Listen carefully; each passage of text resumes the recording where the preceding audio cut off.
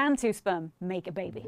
At the moment, same-sex couples can't make a baby that shares both their genes, unless they're mice. Scientists in China have now made mouse pups using the sperm, and therefore genes, of two mouse fathers. And for the first time, their babies grew up to be healthy adults. The sperm and egg each contains half the DNA of the parent in their nucleus, and during fertilization, those nuclei combine to make a baby.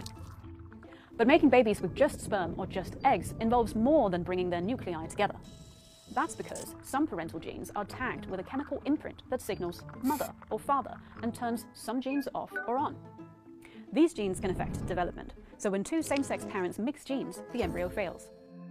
But about 20 years ago, scientists experimenting with mouse egg cells created pups with two biological mothers.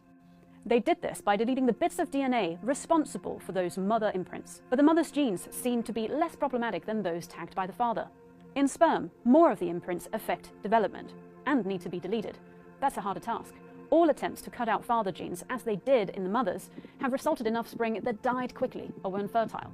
Instead, the team targeted some of the dad-marking chemical imprints, the ones that switch the dad genes on or off. And they did this by extracting the nucleus of an egg cell and then filling that empty cell with special editor proteins.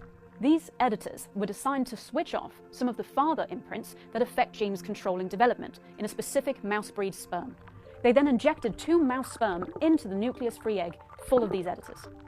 One of those sperm was from that special breed of mouse that the editors could target. So they were able to switch off its dad-marked chemical imprints, meaning its genes would behave more like a mother's. The other normal sperm could then combine with the changed sperm inside the egg cell and start development like normal.